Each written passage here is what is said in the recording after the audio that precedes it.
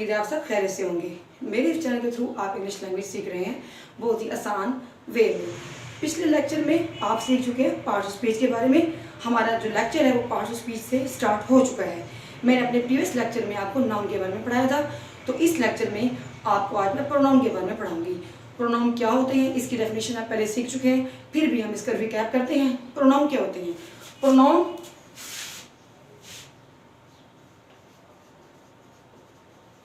Pronouns are the words which are used in the place of noun.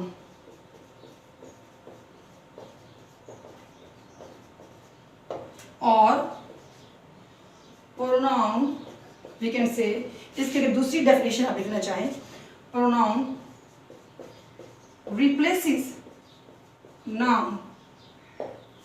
Third, or pronoun are used instead of a noun.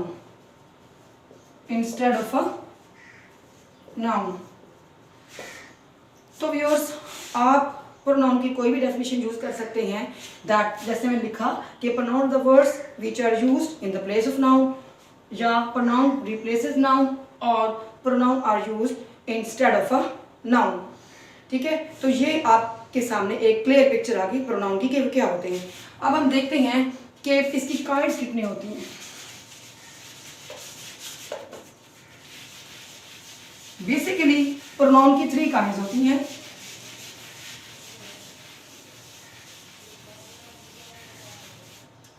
या आप कह सकते हैं कि pronoun के लिए 3 पर्सन यूज होते हैं। पहले आता है फर्स्ट पर्सन। फर्स्ट पर्सन वो होता है जो करंट सिचुएशन में मौजूद होता है। ठीक है, जैसे कि आई सिंगुलर में और वी जो है उसका plural, I and we are the first person, जो उस टाइम मौजूद होते हैं करंट सिचुएशन में। ठीक है, आई सिंगुलर में चला जाएगा और वी किस में चला जाएगा? प्लूरल में। इसी तरह सेकंड पर्सन में आता है यू, ओनली यू, जिससे हम मुखातिब हो रहे होते हैं या जिससे हम बात कर रहे होते हैं, उसे हम कहते हैं सेकंड पर्सन। फिर आता है थर्ड पर्सन। थर्ड पर्सन में क्या आता है? ही, शी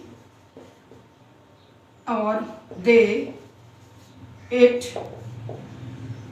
ठीक है, तो ये आता है थर्ड पर्सन में, जो वहाँ पे मौजूद नहीं होते या जिनके बारे में हमें उस वक्त यानी कि करंट सिचुएशन में पता नहीं होता किस सब्जेक्ट के बारे में बात कर रहे हैं, जो हमारे सामने विजिबल नहीं होते, वो थर्ड पर्सन में आते हैं।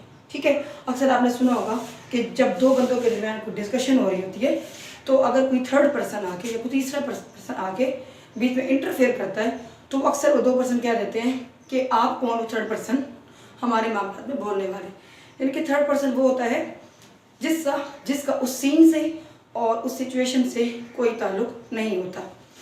ठीक है, फर्दर हम इसकी काइंड्स को डिस्कस कर देंगे।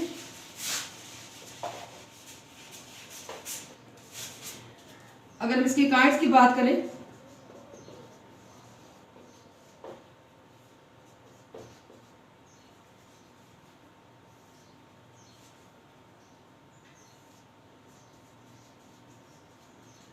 फर्स्ट ऑफ ऑल हमारे पास आते हैं personal pronouns.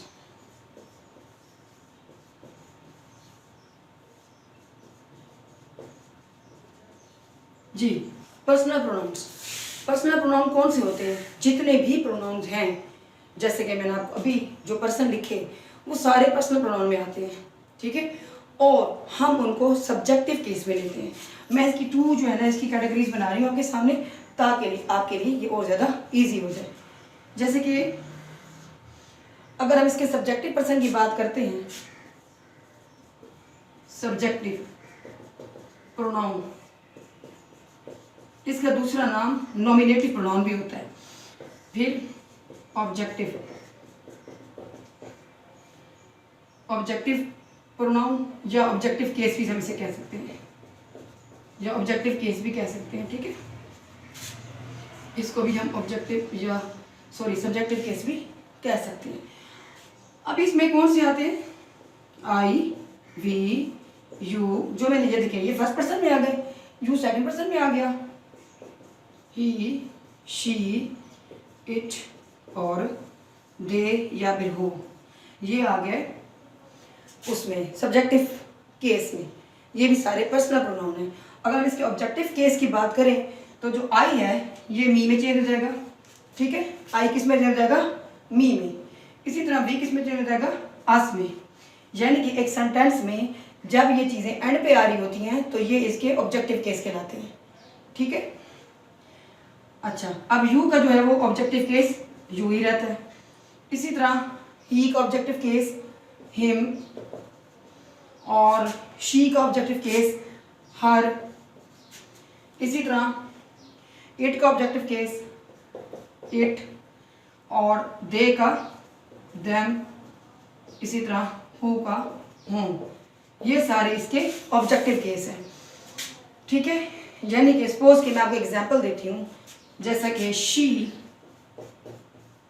Pledge with me.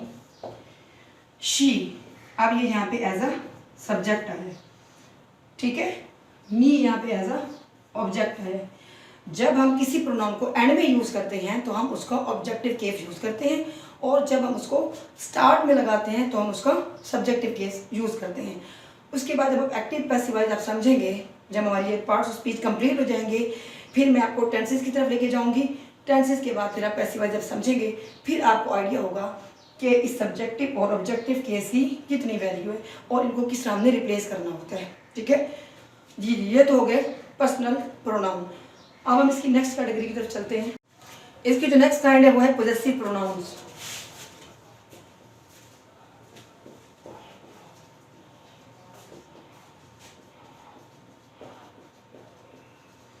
अब पोजेसिव प्रोनाउन की अगर हम इसकी अगर बात करें, जैसे कि इसके नाम से जाहिर हो रहा है कि ये पोजेशन और ऑनरशिप को शो करता है।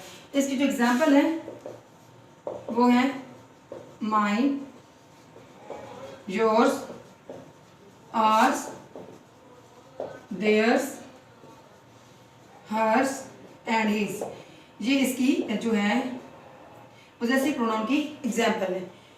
अब आपने एक बात का ख्याल रखना है कि इसको पोजेसिव प्रोनाउन को पोजेसिव एडजेक्टिव के साथ आपने मिक्स नहीं करना, ठीक है। बात जो स्टूडेंट होते हैं वो कंफ्यूज हो जाते हैं यहाँ पोजेसिव प्रोनाउन और पोजेसिव एडजेक्टिव के साथ, और ये कंफ्यूजिंग है भी सही। लेकिन मैं आपको जिस तरीके से बताने जा रही हूँ बहुत ही ईजी एक हिंट है, वो आपने अपने माइंड में रखना है, और डिटेल जो है वो आपको समझ आ जाएगी कि इसके दरमियान क्या डिफरेंस है। मोस्टली जो कॉम्पिटिटिव पेपर्स होते हैं या इंटरव्यू के लिए अगर आप चाहते हैं जॉब के लिए, तो मोस्टली जो क्वेश्चन किया जाता है कि पोजेसिव एडजेक्टिव और पोजेसिव प्रोनाउन में क्या फ़र्क होता है।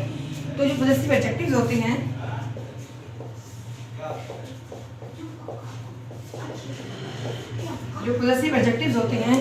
उसमें जो है वो आ जाते हैं जी my, your and it and their, ठीक है। ये पोजेसिव एडजेक्टिव को शो कर, ठीक है। अब आप ये देखें कि अगर ये माई है पोजेसिव एडजेक्टिव तो माइन पोजेसिव प्रोनाउन होगा, अगर योर्स पोजेसिव प्रोनाउन है तो योर पोजेसिव एडजेक्टिव होगा, ठीक है। तो ये आपने इसकी क्लैरिफिकेशन जो है ना वो आपने अपने माइंड में रखनी है। इसकी जो मैं आपको फर्दर एग्जांपल आपको देती हूँ कि इस आपको ये कैसे पता चलेगा कि ये पोजेसिव प्रोनाउन है और ये पोजेसिव एडजेक्टिव है।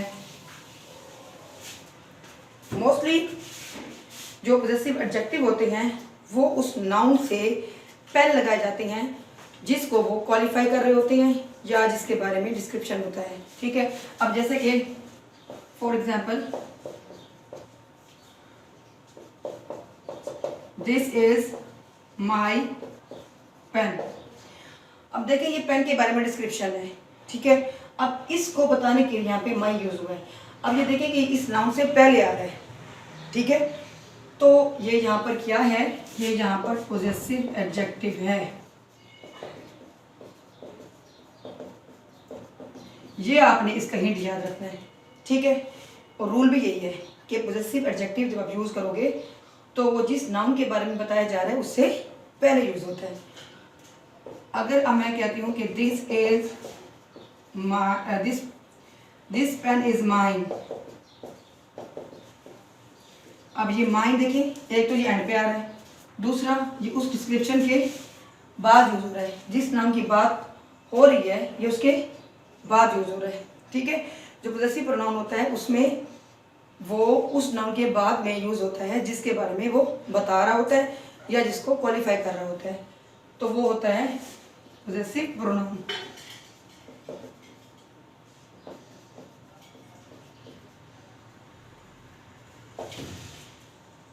ठीक है, अब आप ये देखिए कि एक तो ये एंड पे यूज होता है, दूसरा ये उस नाउन जिसके बारे में रेफर कर रहा है उसके बाद यूज होता है, और जो पोजेसिव एडजेक्टिव होता है वो पहले यूज होता है जिसके बारे में बताया जा रहा होता है। ठीक है, उम्मीद है आपको ये चीज़ क्लियर समझ आ गया होगा।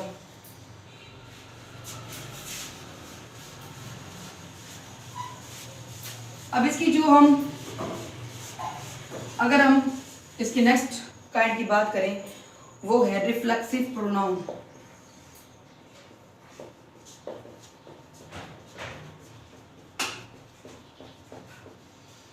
रिफ्लेक्सिव प्रोनाउन क्या होता है? जैसे कि इसके नाम से शो है, रिफ्लेक्ट करना। ठीक है, किसको रिफ्लेक्ट करता है? सब्जेक्ट ऑब्जेक्ट को जो है वो रिफ्लेक्ट कर रहा होता है या उस सब्जेक्ट की वो अक्कासी कर रहा होता है। ठीक है, इसको हम कहते हैं रिफ्लेक्सिव प्रोनाउन। अब रिफ्लेक्सिव प्रोनाउन कौन से होते हैं? ये सेल्फ वाली कंडीशन होती है, सेल्फ के साथ लगाए जाते हैं, जैसे कि माई सेल्फ, योर सेल्फ या योर सेल्व्स। अब ये मैं आपको बताऊंगी दोनों में क्या डिफरेंस है। It self, her self, himself, ये सारे जो हैं वो रिफ्लेक्सिव प्रोनाउन की कैटेगरी में आ रहे हैं। ठीक है, अच्छा अब आप ये देखें कि इसमें जो है इसकी एग्जांपल अगर मैं आपको दूं, इसकी एग्जांपल यूँ होगी दैट आई या she bake cake herself, she bake cake herself, या children do their work themselves।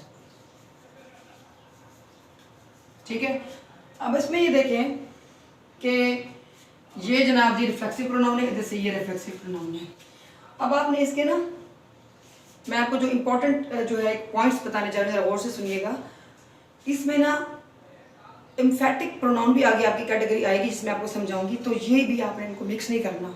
Emphatic pronoun भी सेम ऐसे होते हैं जैसे कि रिफ्लेक्सिव प्रोनाउन होते हैं। अब इसमें क्या आपने जो है आइडेंटिफिकेशन माइंड में रखनी है, पहली ये कि जब एक सेंटेंस में क्लैरिटी नहीं होती या वो पर्सन जिसके बारे में उसकी काबिलियत नहीं होती कि वो ये काम कर पाएगा, हम एक्सपेक्ट नहीं कर पा रहे होते, तो वो कर लेता है, वहाँ पे यूज़ होते हैं। नंबर 1। नंबर 2, जहाँ पे कोई चीज़ ऑलरेडी क्लियर होगी वहाँ पे हम यूज़ नहीं करेंगे। ठीक है, और नंबर 3 पे ये है कि ये हमेशा उसी जिस चीज़ के बारे में ये बताए जा रहे होते हैं ये हमेशा उसके एंड पे यूज़ होते हैं। स्टार्ट में भी मोस्टली ये सेंटर में यूज़ हो रहे होते हैं और एंड पे यूज़ होते हैं।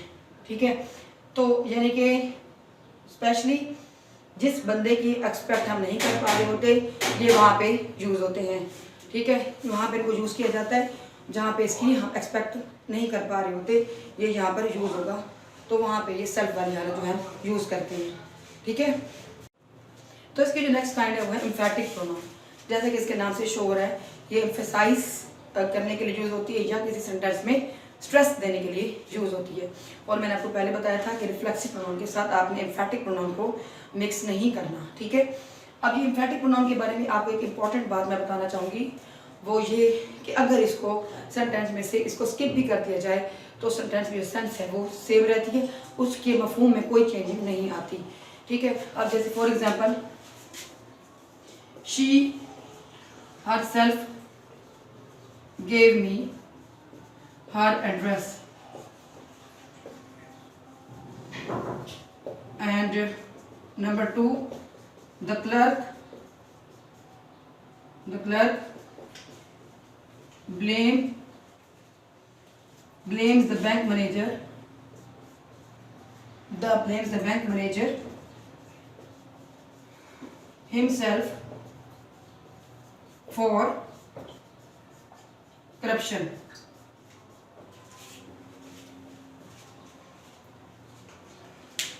अब ये देखें कि उसने मुझे खुद अपना एड्रेस दिया। अगर आप इसको इस तरह लिखते हैं, सपोज इसकी पीछे कर दें, she gave me her address, ठीक है। देखें इसकी सेंस चेंज नहीं हुई, लेकिन हमने सेंटेंस को स्ट्रेस देने के लिए हमने इसका एम्फैटिक प्रोनाउन यूज किया, हरसेल्फ। इसी तरह the clerk blames the bank manager himself for corruption. Clerk ने बैंक मैनेजर को ब्लेम किया करप्शन के बारे में। अगर आप इसको हिमसेल्फ को भी अगर आप हटा दे, देखें the clerk blames the bank manager for corruption, तो फिर भी इसकी सेंस चेंज नहीं होगी, इसका मफहूम चेंज नहीं होगा और सेंटेंस भी वैसा रहेगा। लेकिन जैसे कि मैंने आपको बताया कि एम्फैटिक प्रोनाउन सेंटेंस को स्ट्रेस देने के लिए यूज होते हैं। तो व्यूअर्स, आज की वीडियो में मैंने आपको 4 काइंड जो है मैंने आपको प्रोनाउन की पढ़ा रही हैं। इसकी फर्दर जो है नेक्स्ट काइंड जो मैं आपको अपने नेक्स्ट लेक्चर में आपको पढ़ाऊंगी, ठीक है। जो हमने आज काइंड पढ़ी हैं, हमने पर्सनल प्रोनाउन पढ़े हैं। पर्सनल प्रोनाउन में I, we, you, they, he, she वगैरह आता है और इसके सब्जेक्टिव ऑब्जेक्टिव प्रोनाउन भी पढ़े हैं। हमने नेक्स्ट काइंड इसकी पोजेसिव प्रोनाउन पढ़ी है। फिर हमने इसकी थर्ड जो काइंड पढ़ी थी वो रिफ्लेक्सिव प्रोनाउन पढ़ी थी और 4 हमने एम्फैटिक प्रोनाउन पढ़ी थी। मैं अपनी फर्दर वीडियो में नेक्स्ट वीडियो में आपको इसकी नेक्स्ट काइंड पढ़ाऊंगी आपको। तो व्यूअर्स, मैं अपनी वीडियो खत्म करने से पहले आपसे फिर रिक्वेस्ट करना चाहूँगी कि मेरे चैनल को जरूर सब्सक्राइब करें और बेल के आइकन को जरूर टच कीजिएगा, ताकि मेरी इसी तरह की इंफॉर्मेटिव और कंप्रिहेंसिव और ईजी वीडियोस आपको टाइम पे उनका नोटिफिकेशन मिलता रहे। Till then, bye bye.